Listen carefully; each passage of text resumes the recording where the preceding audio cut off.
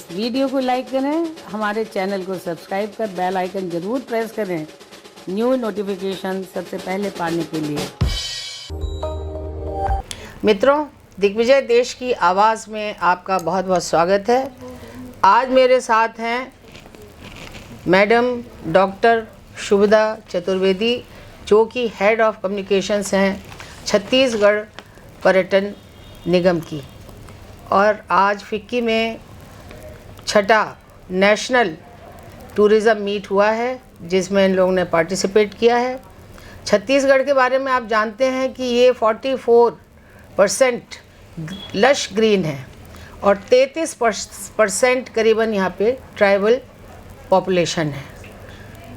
तो वहाँ पर प्राकृतिक सौंदर्य से भरपूर स्टेट है वो, और वहाँ पे नेचुरल टूरिज़्म की बहुत सारी संभावनाएं हैं, एग्री टूरिज़्म की बहुत सारी संभावनाएं हैं, स्पिरिचुअल ट्रैक्स भी हैं वहाँ पर।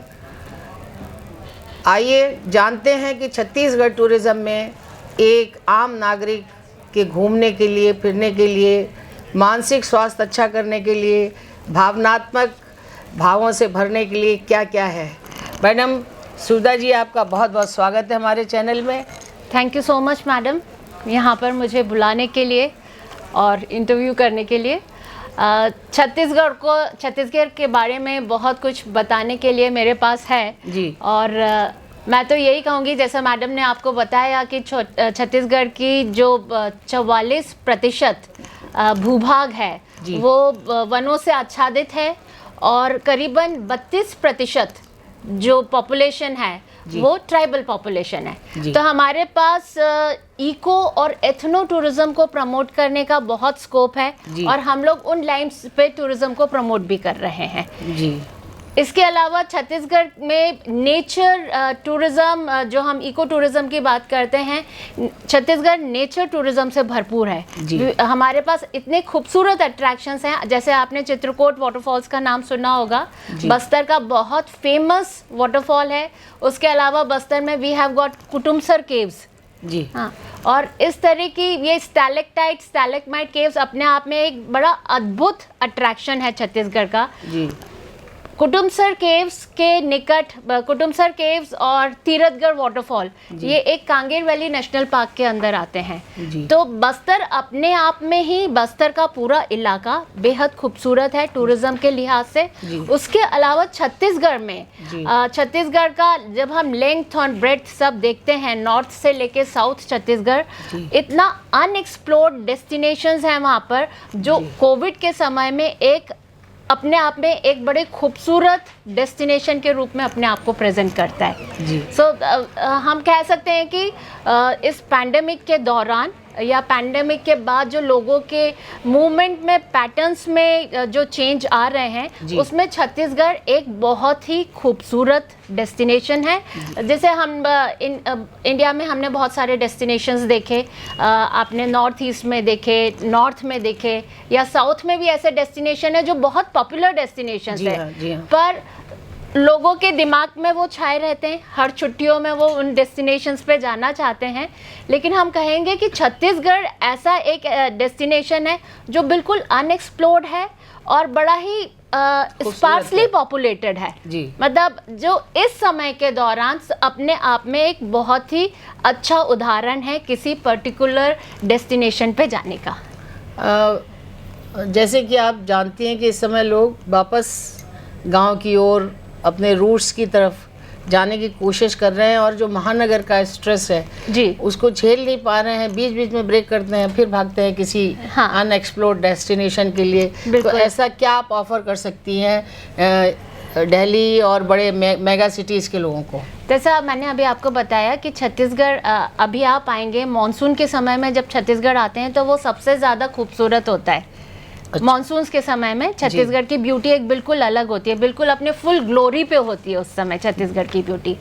तो जब हम रूरल डेस्टिनेशंस की बात करते हैं तो Chhattisgarh is full of it, क्योंकि जितने भी हमारी टूरिस्ट स्पॉट्स हैं, टूरिस्ट अट्रैक्शंस हैं, वो बिल्कुल ऐसा हम कहेंगे कि बड़े प्रिस्टीन एरियाज में लोकेटेड है। जहाँ पर पूरी तरह से नेचर से वो भरे हुए हैं और आप नेचर के साथ साथ वहाँ के जो लोकल ट्राइबल कल्चर या छत्तीसगढ़ी कल्चर है उसका पूरी तरह से आनंद ले सकते हैं। बहुत ही जल्दी हम लोग एक होम स्टे गाइडलाइंस हमारी फॉर्मुलेट होने वाली है जिसको हम ड्राफ्ट कर चुके हैं, बहुत जल्दी आ जाएगी। तो home stage already we have, कुछ एग्जिस्ट करते हैं, पर उस गाइडलाइन के थ्रू वो होम स्टेज और ज़्यादा डेवलप होंगे।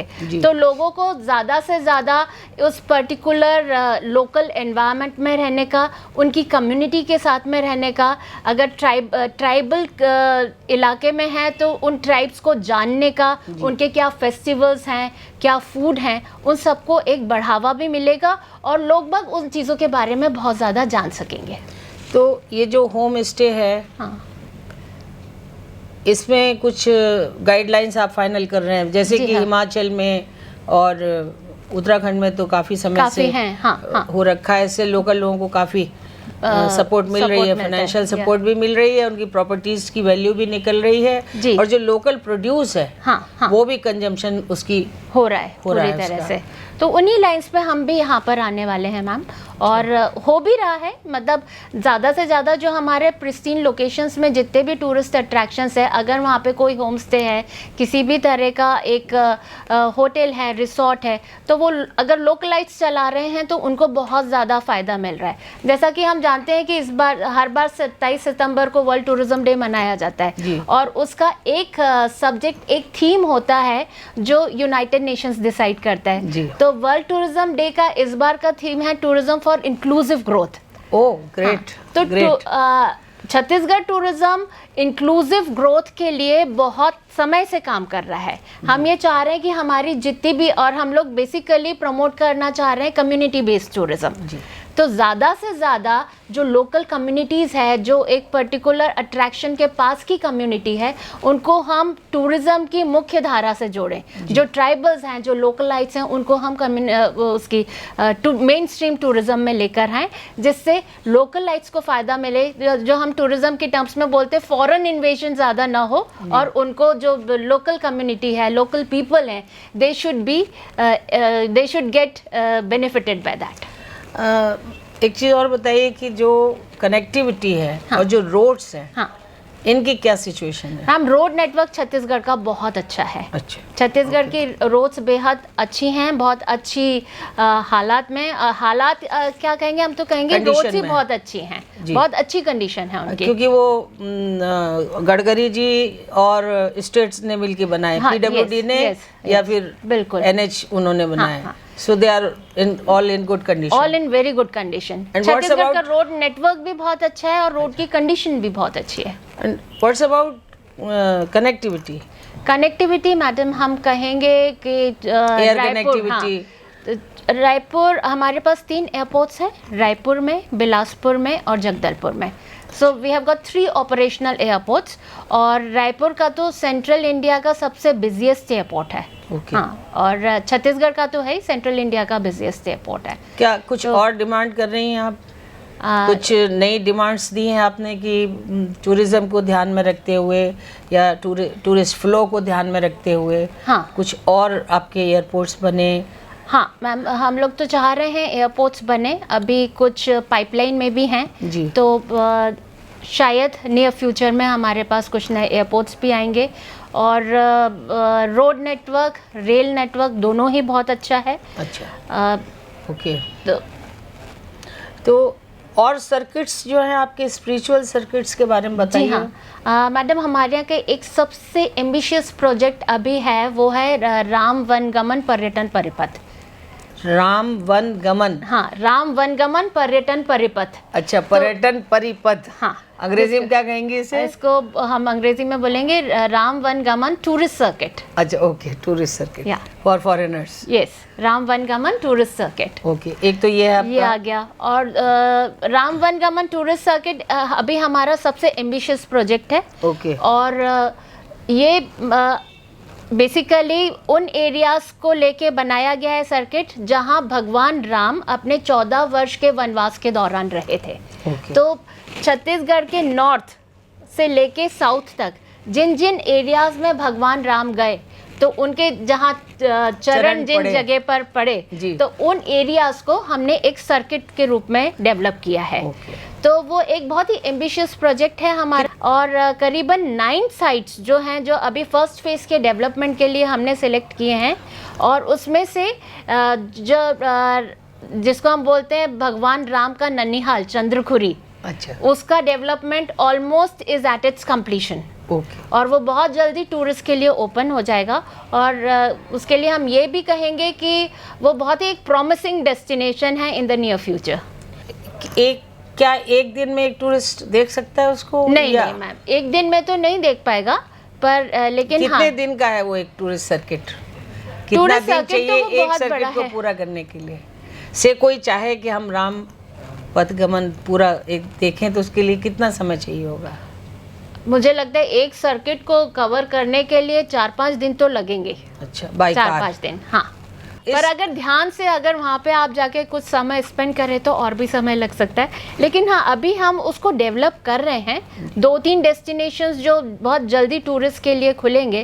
पहला जैसे अभी मैंने चंद्रखुरी का आपको बताया, तो चंद्रखुरी तो रायपुर के बहुत पास में है, तो वो तो आप रायपुर से जाके देख के वापस आ सकते हैं। It can be a day tour. ये क्या है चंद्रखुरी? चंद्रखुरी एक जगह का नाम है जहाँ कौशल्या माता का इकलौता मंदिर इंडिया में मौजूद है। ओह अच्छा, जिसको इकलौता हम मंदिर। बोलते हैं भगवान राम का ननिहाल। और बड़ा भावनात्मक है। बहुत भावनात्मक है, लोगों की भावनाएं, लोगों की आस्थाएं उस एरिया से जुड़ी हुई हैं। उसके और माँ अलावा कौशल्या माँ के रूप में भी हाँ, स्थापित है वो। Yes yes. उसके अलावा हमारे पास डोंगरगढ़ एक शक्तिपीठ है छत्तीसगढ़ के, जो 3 प्रमुख शक्तिपीठ हैं, जिसमें डोंगरगढ़, रतनपुर और दंतेवाड़ा है। तो Dongargarh is one of the Shaktipeeths of Chhattisgarh. तो जहाँ पर प्रसाद योजना, जो मिनिस्ट्री ऑफ टूरिज्म की प्रसाद योजना है, उसके अंतर्गत डोंगरगढ़ का डेवलपमेंट चालू हुआ है, और very soon we can see that place in a new form.